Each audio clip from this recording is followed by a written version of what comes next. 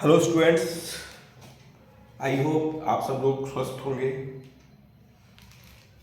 तो आज स्टूडेंट हम लोग तीन ऐसे महत्वपूर्ण फील्ड्स के बारे में पढ़ेंगे जो कि आपको 11th एंड 12th दोनों में पढ़ना होता है। जो फील्ड आज मैं बताने जा रहा हूँ, तीन फील्ड जिनके बारे में बताने जा रहा हूँ। पहला है आपका इलेक्ट्रिक फील्ड,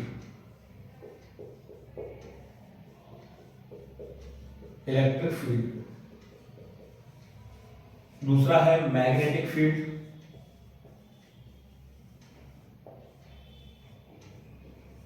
और तीसरा है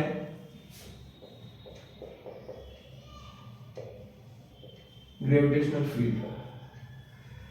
तो डियर स्टूडेंट्स, कई सारे स्टूडेंट्स होते हैं, इन्हें ये क्लियर नहीं होता है कि फिजिक्स में हम लोग जनरली किन किन फील्ड्स के बारे में स्टडी करते हैं। तो my dear students, electric field, magnetic field और ग्रेविटेशनल फील्ड, इस दुनिया के अंदर जनरली हम लोग इन तीन फील्ड से बाउंडेड होते हैं। ग्रेविटेशनल फील्ड आप सब लोग मोस्ट ऑफ द स्टूडेंट्स जानते हैं, मैग्नेटिक फील्ड को भी आप लोग सुना है, इलेक्ट्रिक फील्ड के बारे में भी सुना है, पर ये होता क्या है, इसकी बेसिक मैकेनिज्म क्या है, वो सारी चीजें आज हम लोग इस वीडियो में समझने वाले हैं। तो देखिए, इलेक्ट्रिक फील्ड क्या होता है। अगर कोई चार्ज पार्टिकल है तो चार्ज पार्टिकल के चारों तरफ एक फील्ड होगा, उसे हम लोग क्या कहेंगे, इलेक्ट्रिक फील्ड।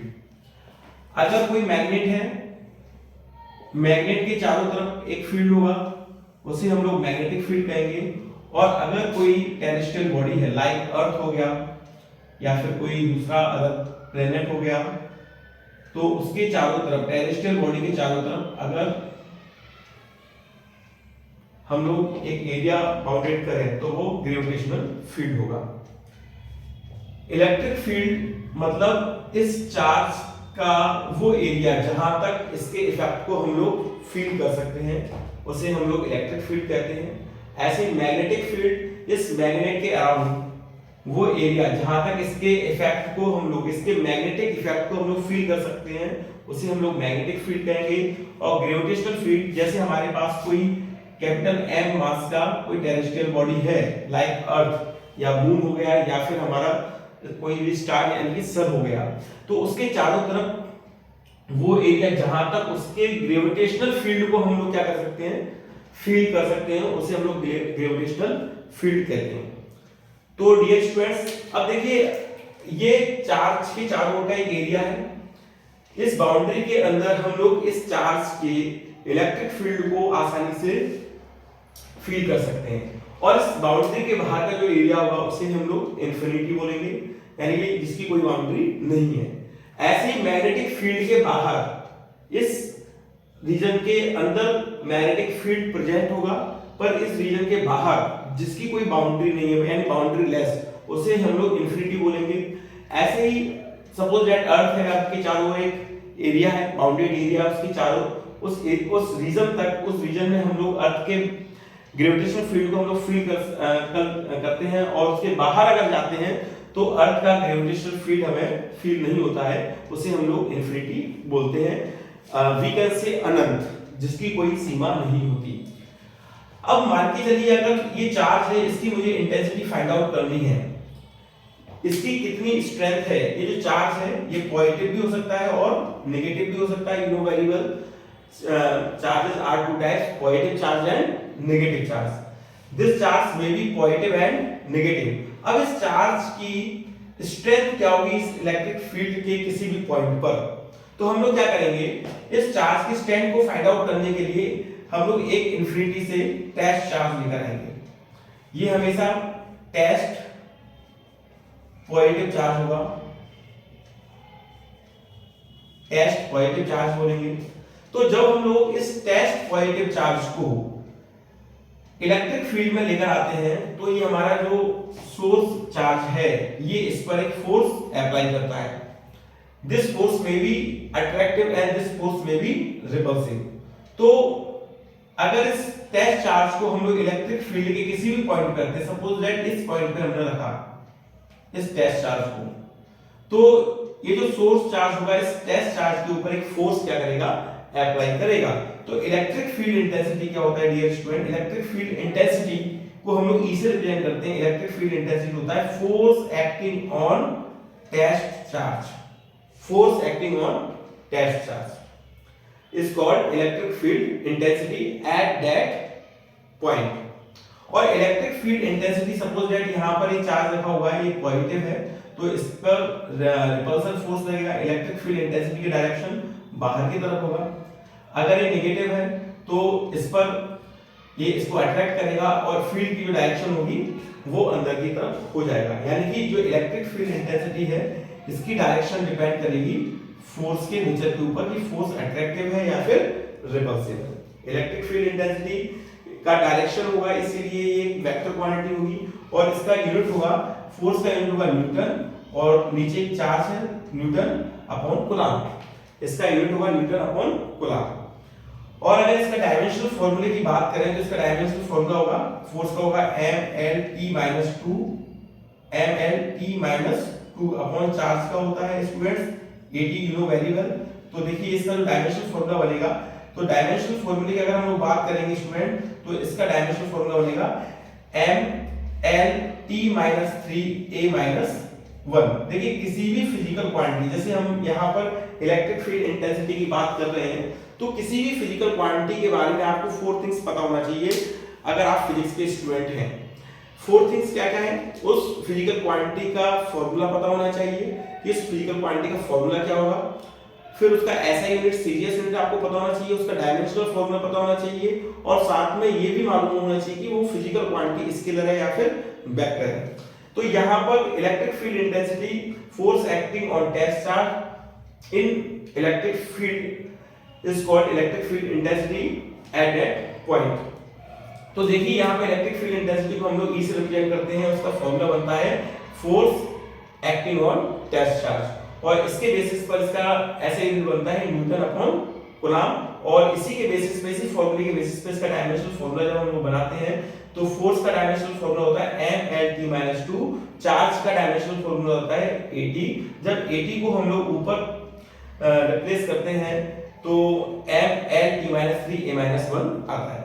ठीक है स्टूडेंट। अब इसी तरीके से अगर हम लोग किसी भी एक पोल की पोल स्ट्रेंथ अगर हमें फाइंड करना है, सपोज साउथ पोल की पोल स्ट्रेंथ फाइंड करना है, तो इसकी पोल स्ट्रेंथ फाइंड आउट करने के लिए हम नॉर्थ पोल को लेकर आएंगे, इसे m नॉट से रिप्रेजेंट करेंगे। जो साउथ पोल की पोल स्ट्रेंथ होगी उसको m से रिप्रेजेंट करेंगे। यानी कि जो नॉर्थ और साउथ जो पोल होते हैं मैग्नेट के अंदर, इनकी एक पोल स्ट्रेंथ होती है। ठीक है, जैसे हर एक इंसान की उसकी एक स्ट्रेंथ होती है कि उसके अंदर कितनी क्षमता है या फिर उसकी ताकत है। तो ऐसे ही जो मैग्नेट होता है उसमें 2 पोल होते हैं, north pole and south pole. तो यहाँ पर जो आपका साउथ पोल है इसकी पोल स्ट्रेंथ सपोज दैट वो कितना है m है, स्मॉल m से हम लोग इसकी पोल स्ट्रेंथ को क्या करेंगे, रिप्रेजेंट करेंगे। और इसकी पोल स्ट्रेंथ की इंटेंसिटी फाइंड आउट करने के लिए हम लोग इसके पास एक टेस्ट पोल लेकर आएंगे। टेस्ट पोल हमेशा नॉर्थ पोल होगा, यानी इसको रीड करेंगे नॉर्थ टेस्ट पोल। टेस्ट पोल, कई बार स्टूडेंट इसमें कंफ्यूज होते हैं, जैसे यहाँ पे टेस्ट चार्ज क्यों लेते हैं, टेस्ट पोल क्यों लेते हैं।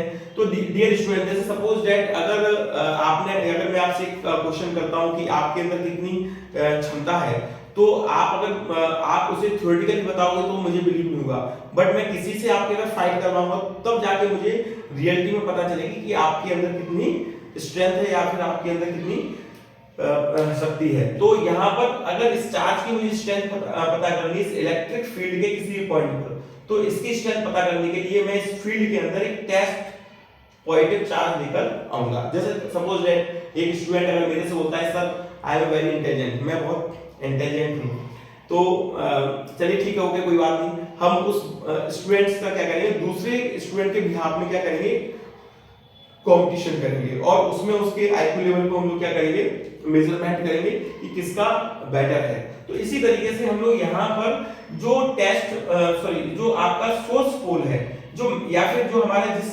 क्या बोलते हैं, जो आपका सोर्स चार्ज है, या जिसके लिए हमें इंटेंसिटी निकालनी है, तो उसकी इंटेंसिटी को फाइंड आउट करने के लिए हम लोग इलेक्ट्रिक फील्ड में एक टेस्ट पॉजिटिव चार्ज लेकर जाते हैं।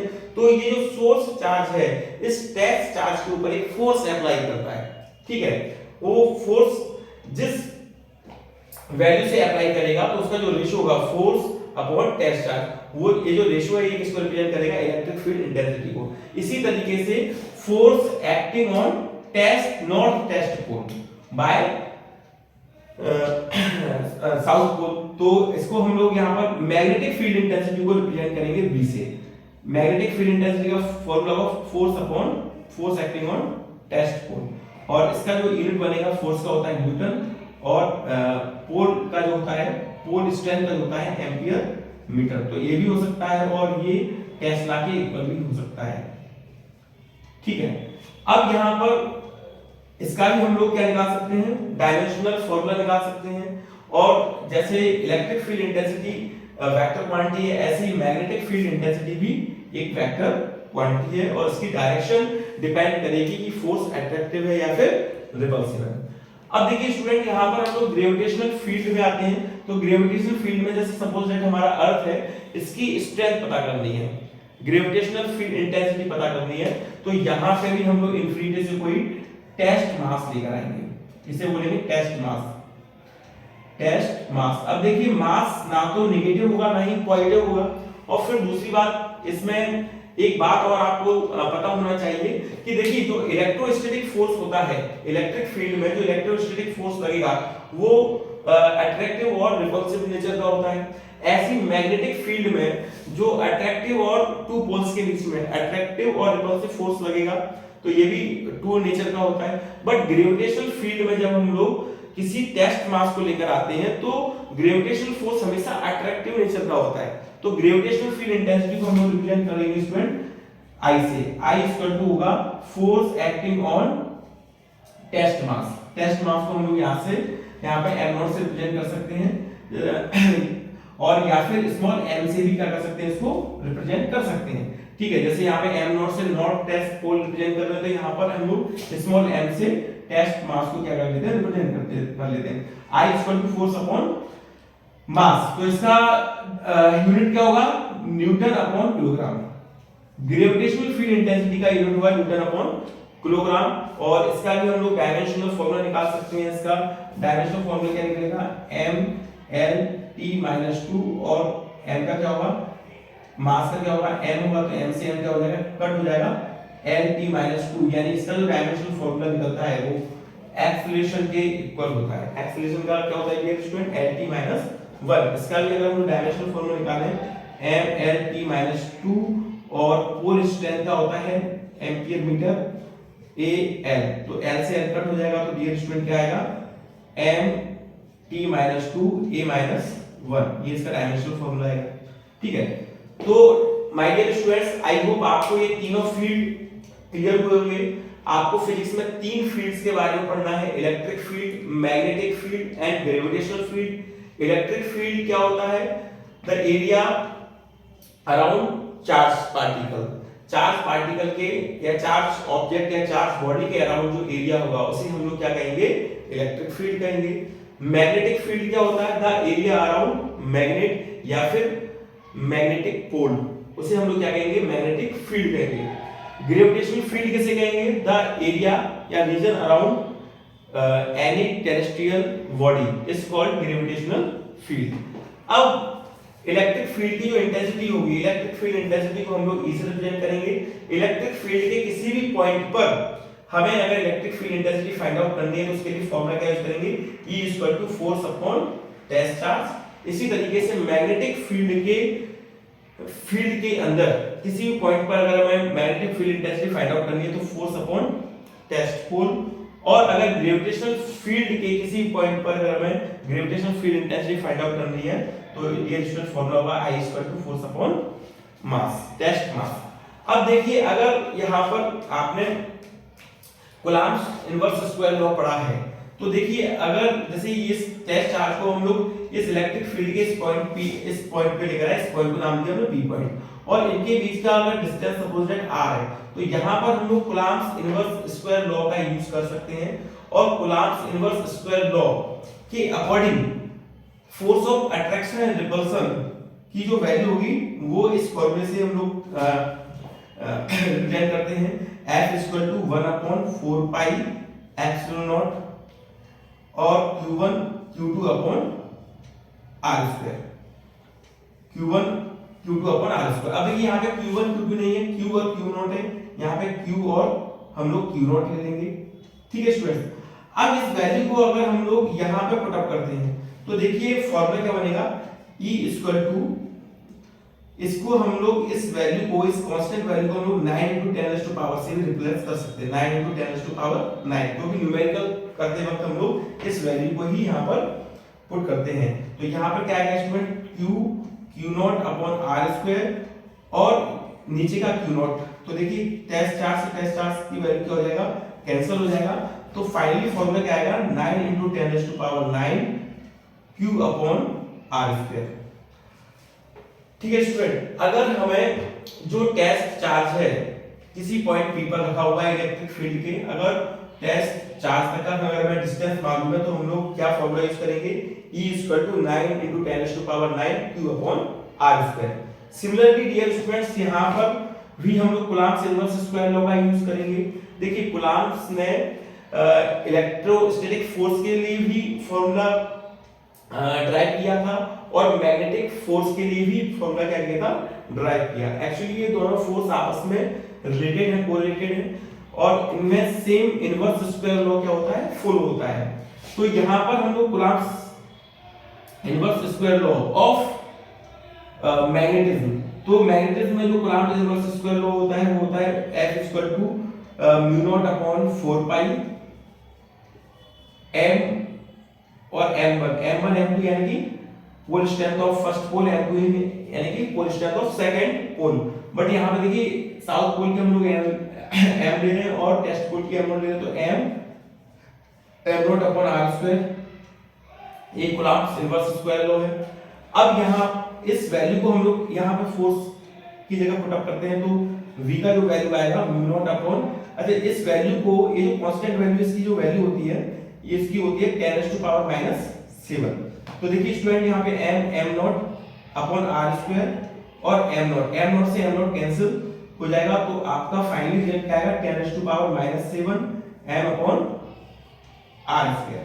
सिमिलरली डियर स्टूडेंट, अगर यहाँ पर इस टेस्ट मास को हम लोग ग्रेविटेशनल फील्ड के किसी पॉइंट P पर लेकर आते हैं और उस P तक का जो डिस्टेंस है वो है सपोज दैट r, तो इस कैपिटल M मास के कारण इस पॉइंट P पर ग्रेविटेशनल फील्ड इंटेंसिटी क्या होगी, तो यहाँ पर हम लोग F के लिए न्यूटन्स इनवर्स स्क्वायर लॉ का हेल्प लेंगे। जैसे हमने इलेक्ट्रिक फील्ड में कूलम्ब इनवर्स स्क्वायर लॉ का हेल्प लिया, मैग्नेटिक फील्ड में कूलम्ब इनवर्स स्क्वायर लॉ का हेल्प लिया, ऐसे ही ग्रेविटेशनल फील्ड में हम लोग न्यूटन इनवर्स स्क्वायर लॉ का हेल्प लेंगे। तो फॉर्मूला होता है F equal to G capital M small m upon r square. तो माय डियर स्टूडेंट, इसको इस वैल्यू F की वैल्यू यहां पे पुट अप करेंगे तो I इक्वल टू क्या आएगा, G m upon r square और स्मॉल m से स्मॉल m कट हो जाएगा, तो फॉर्मूला आएगा G m upon r square. तो माय डियर स्टूडेंट्स, देखिए यहां पर इलेक्ट्रिक फील्ड इंटेंसिटी के हमारे पास दो फॉर्मूले आ चुके हैं। जो फर्स्ट फॉर्मूला है वो है आपका E equal to force acting on test charge, this is the first formula. ठीक है, ये पहला फॉर्मूला है। ठीक है, बाय डेफिनेशन ये हमने देखा था, ये फर्स्ट फॉर्मेट है, electric field intensity find out करने का बेसिक फॉर्मूला है। और इसमें जब हमने कूलम्ब्स इनवर्स स्क्वायर लॉ की हेल्प से फोर्स का वैल्यू पुट अप किया तो देखिए इसका जो नेक्स्ट फॉर्मूला बनता है E equal to 9 × 10⁻⁹ Q upon R square. तो ये सेकंड फॉर्मूला बना है इसका। इसी तरीके से मैग्नेटिक फील्ड इंटेंसिटी का ये फर्स्ट फॉर्मूला है। ठीक है, और इस फॉर्मूले में हमने F का वैल्यू पुट अप करते हैं तो ये सेकंड फॉर्मूला बनता है। और इसी तरीके से this is the first formula of gravitational field intensity, और इसमें अगर फोर्स का वैल्यू पुट अप करते हैं तो ये second formula gravitational field intensity का फाइंड आउट मतलब सेकंड फॉर्मूला बनता है। अब माय डियर स्टूडेंट्स, कई बार स्टूडेंट्स के माइंड में ये कंफ्यूजन होता है कि हम लोग जो फॉर्मूला है आई थिंक कैमरा थोड़ा सा सॉरी।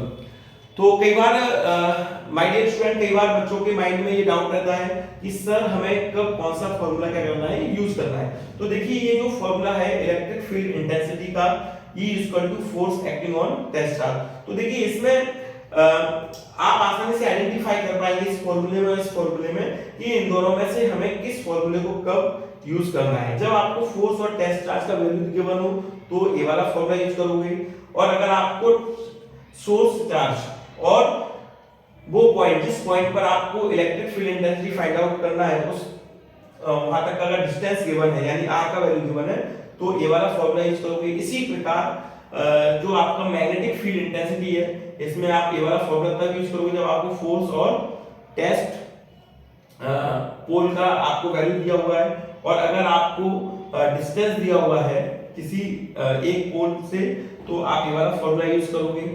और इसी तरीके से यहाँ पे भी आप ये साफ साफ दिख रहा है कि अगर आपको फोर्स और टेस्ट मास का वैल्यू गिवन है तो ये वाला फॉर्मूला यूज करोगे, और अगर आपको जो कैपिटल एम मास का जो ऑब्जेक्ट है इसका वैल्यू और यहाँ से वो पॉइंट जिस पर हमें gravitational field intensity find out करनी है वहां तक का डिस्टेंस दिया है तो ये वाला फॉर्मूला यूज करोगे। तो डियर स्टूडेंट्स, आई होप आप लोगों को क्लियर हुआ होगा कि what is electric field, what is magnetic field, what is gravitational field and what are the formulas of electric field intensity, magnetic field intensity and gravitational field intensity. And second one formula is the electric field intensity at r distance। r source charge से r distance पर electric field intensity क्या होगा, ये second formula के द्वारा हम लोग क्या करेंगे, फाइंड आउट करेंगे। इसी तरीके से magnetic field intensity r distance पर मैग्नेटिक फील्ड इंटेंसिटी के लिए हम लोग ये वाला फॉर्मूला यूज करेंगे, और r डिस्टेंस पर gravitational field intensity find out करने के लिए हम लोग ये वाला फॉर्मूला यूज करेंगे। तो डियर स्टूडेंट्स, आई होप आप लोगों को electric field intensity, magnetic field intensity और ग्रेविटेशनल फील्ड इंटेंसिटी अच्छे से क्लियर हुआ होगा। अगर फिर भी आपको कोई डाउट आता है तो मेरे कमेंट बॉक्स में आप लोग मुझे लिखकर दे सकते हैं। Thank you very much.